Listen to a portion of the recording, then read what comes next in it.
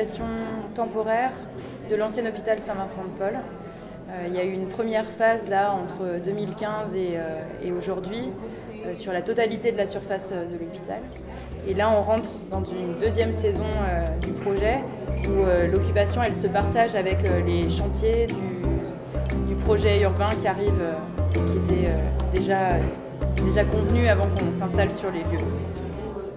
Cette occupation temporaire a la vocation à répondre à plusieurs besoins que la fabrique de la ville classique n'arrive pas à répondre, à savoir l'hébergement d'urgence de personnes dans le besoin et sans toit, la fabrication de locaux à loyer modéré pour des structures qui sont en train de se monter ou des assos ou des entreprises en développement, et le besoin aussi d'espaces de cohabitation diversifiés avec des publics qui n'ont pas l'habitude d'être ensemble, des espaces ouverts, accessibles à tous, avec des propositions d'usage ou des pratiques possibles qui sont différentes de la manière dont on pratique l'espace public aujourd'hui.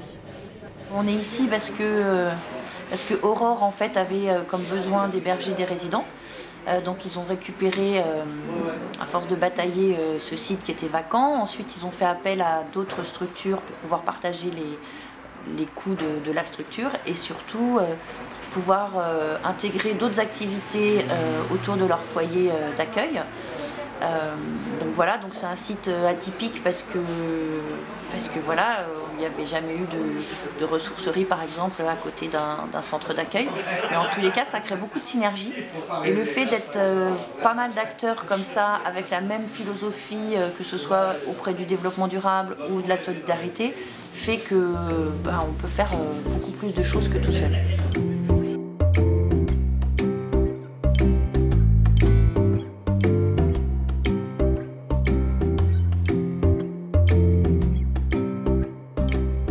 Je travaille ici, j'essaie de faire d'aider un peu les associations aussi et puis de jouer avec la vie qu'il y a ici quoi, donc faut en profiter quoi.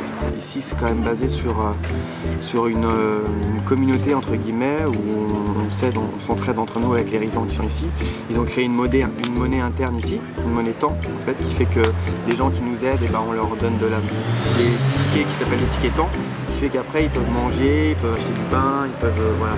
Il y a une espèce d'économie solidaire qui se passe à l'intérieur d'ici, qui est vraiment bien et qui fait qu'en fait on a des connexions avec tout le monde. Humainement c'est vraiment une grosse expérience, vraiment une grosse expérience. Par rapport à ce que j'entends, ce qui était au début et ce qui est maintenant, il y a beaucoup de choses qui ont été faites qui sont vraiment très bien. Comme la recyclerie sportive, la salle de sport qui est ouverte aussi à tout le monde. Là il y a un atelier de soudeurs qui est participatif aussi, où tout le monde peut venir, tout le monde peut apprendre. C'est vraiment très intéressant. Et les gens qui sont ici sont là vraiment pour faire connaître leur métier ou faire connaître leurs assos. Et ça fait une espèce de grande famille à la fin, quoi. Et c'est bien, comme vous voyez, ça tourne, quoi. Et ça pourrait être économiquement viable, mais c'est pas le but d'ici, quoi. Et c'est bien, on est 650 artisans à travailler ici, donc il y a vraiment beaucoup de choses, quoi. Autant du miel que vous voyez là, que des chocolats, que de la maroquinerie, que un tatoueur, il y a plein de choses. C'est très éclectique, c'est vraiment bien. L'idée c'est pas de sauvegarder Saint-Vincent-de-Paul, l'idée c'est de dire qu'on peut habiter ensemble différemment.